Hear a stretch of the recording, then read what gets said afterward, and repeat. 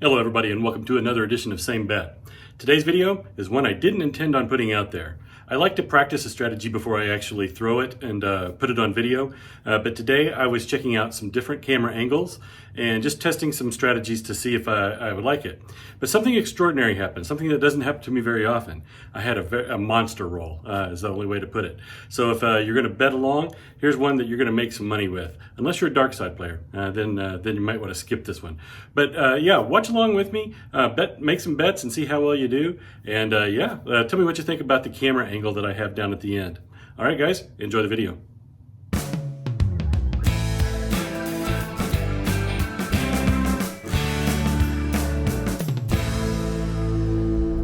All right, so here we go. I'm setting up a bankroll of $600 on both sides of my table. Now, what I was trying to do here is I was testing out a couple of strategies.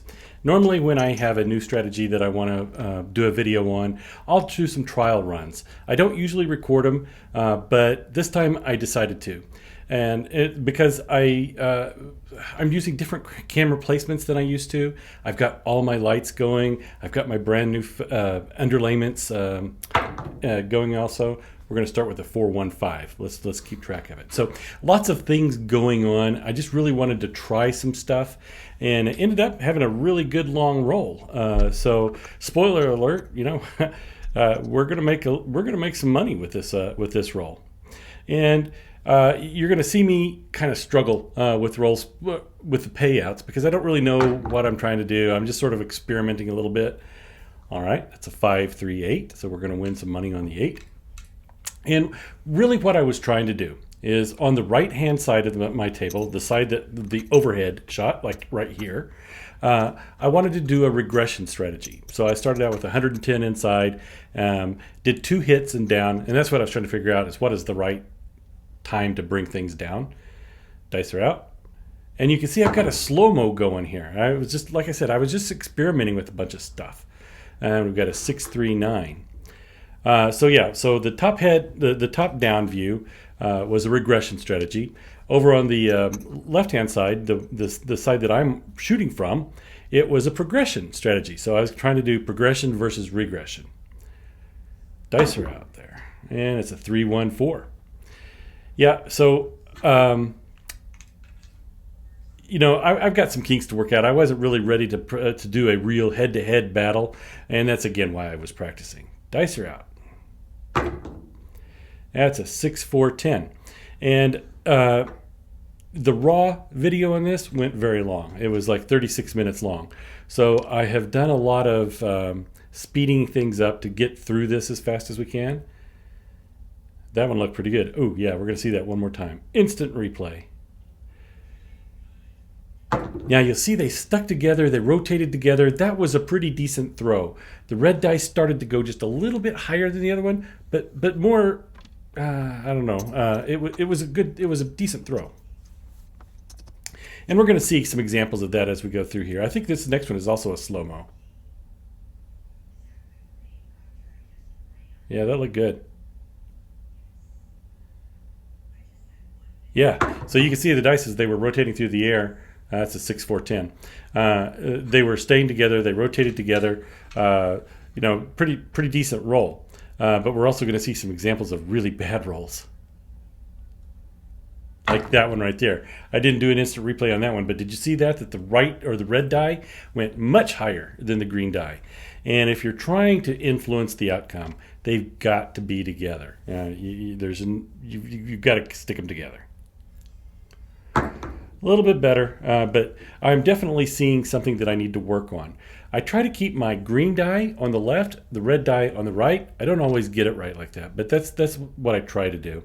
And I'm using the 5-4-5-4 set, so I know when I'm going off axis pretty easily. There's a 3-1-4. So that's the intent of putting the camera down on the other side.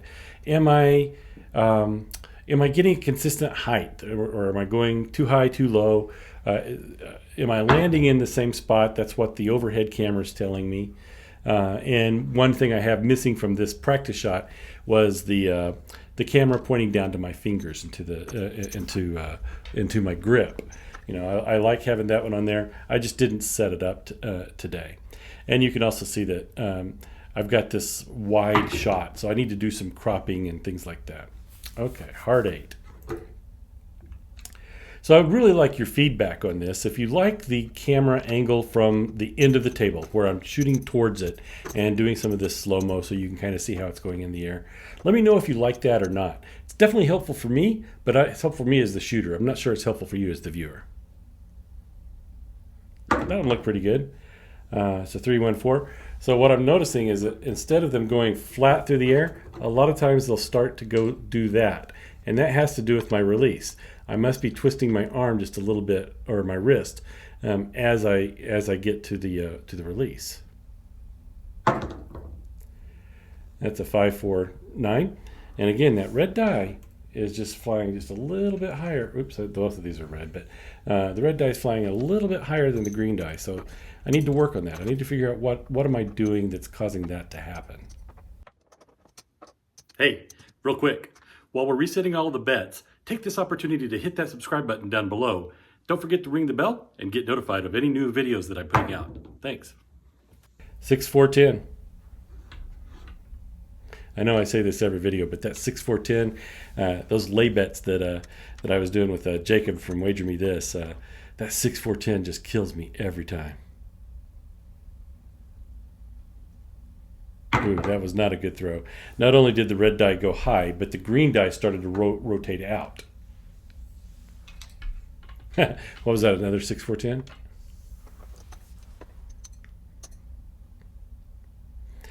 Yeah, so I had to speed this up to make it a little bit faster and a little bit more consumable. And like I said, I wasn't consistent. I didn't really know what I was doing. I was just experimenting with different things on the betting strategy, so it wasn't a really good head-to-head. I'll come back and do another head-to-head comparison because I do want to see that progression versus regression with my series of tosses. Now, that's going to depend highly on the are you going to 7 out early? Are you going to go on a long monster roll? That's going to dictate which one is the winner of it. But it's still, I think, it's going to be a fun head-to-head strategy to run.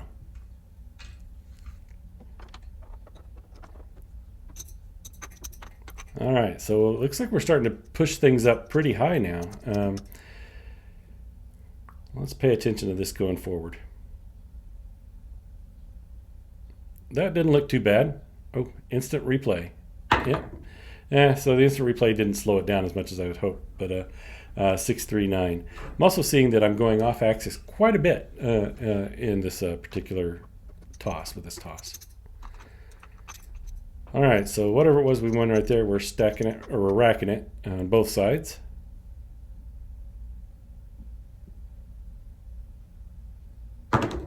Not too bad. 6-4-10. Another off axis. Red die is going off axis. So that's going to be an interesting thing for me to watch. Do I have one that's going off axis more than another? All right, so we're pushing that 10 up to $25. Buying the 10. And it's boxcars. All right, so we don't have any money on the 12 on either side, so we're just going to bring them back and shoot them. Marking the all, tall, small.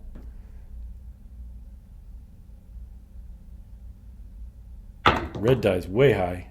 That's a 213.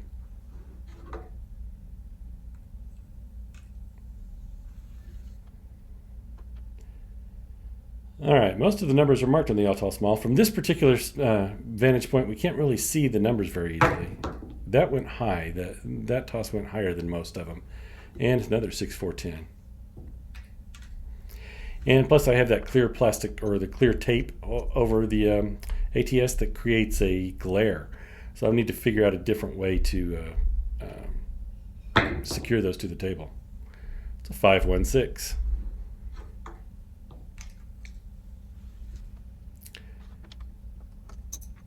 All right, so looks like we made $14, and we're going to push that up to $36. $28 on that side, and we're going to buy the 4. Dice are out. Not a good looking throw. That's a 6-2-8, but it was a good results. So even though this is a monster roll, and I'm trying to set them consistently, toss them consistently. I'm getting very lucky here. Ooh, I forgot to pay the left side of the table here. And that's another boxcars.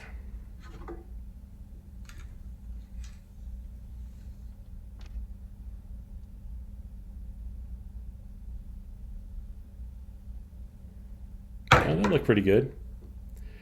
So that was a 4-2-6.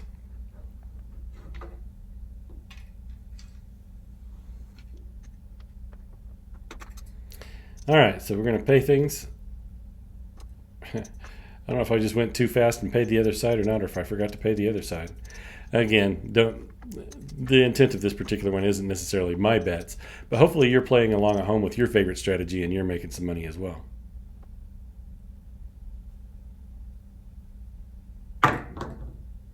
Hard 6. All right, so I don't know. I think I have $35, $30.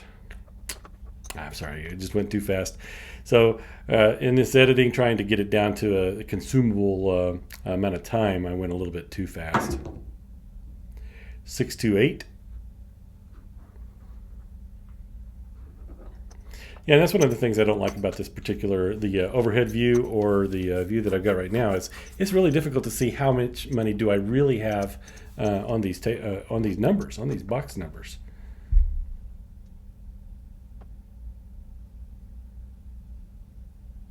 That would look good. 6-3-9.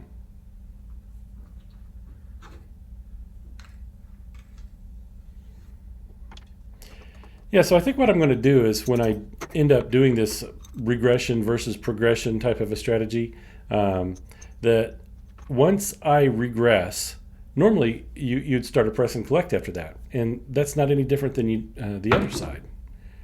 That's a 4-2-6. So what I might try to do is the progression methodology, I might do something different. So maybe when I regress, then I'm only going to press the numbers that are hitting. And on the other side where I'm pressing, maybe I press more than one number. I don't know. I'll have to figure that out. But I'm trying to figure out a good way to show that progression versus regression strategy. That's a 6-2-8. I take a look at my number 6 over there. So I have it pressed up to over $100. I've got $102 on the 6, which for me, that's a lot of money. This is a good roll. All right, here we go. Dice are out. Red die is a little high, 6-4-10. So I've gone all of this time. I have not hit the smaller the tall. I have not hit that 5 again. So we set the point at the very beginning, and we're still on that same point. It's 5-3-8. Okay, I'm pretty sure I've got $60 on that 8, so it's going to pay 70 on this side of the table. Yep, so we're going to go ahead and we're going to push that up to $102 as well.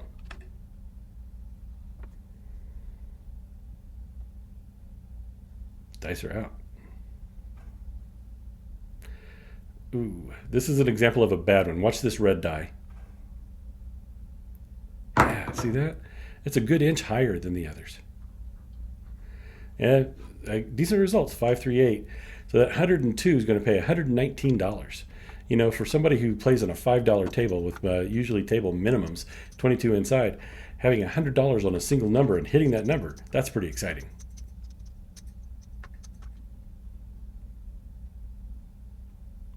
Dice are out. There it is. There's the 6-1-7. But, you know, overall, this is pretty good. Let's take a look at the stats here and see how well we really did. All right, we had an SRR of 35 with 57.1 numbers on the inside, 34.3 4s and 10s, and the outside hits 5.7%. We're green in all of the major indicators except for the 4s and 10s. So we didn't have as many 4 and 10s as we normally would. Left side profit, $313. Right side profit, $510. we made some serious money on this. This was actual profit. Started with a $600 bankroll, cashed out with quite a bit of money. All right, guys, that's it for today. I hope you liked it. Leave me some comments. Tell me what you think about the camera angles and if you like the slow-mo. And I know the fast was probably a little bit too fast on this one, but tell me what you think about the slow-mo. All right, guys, thank you very much. Appreciate it. Have a great day.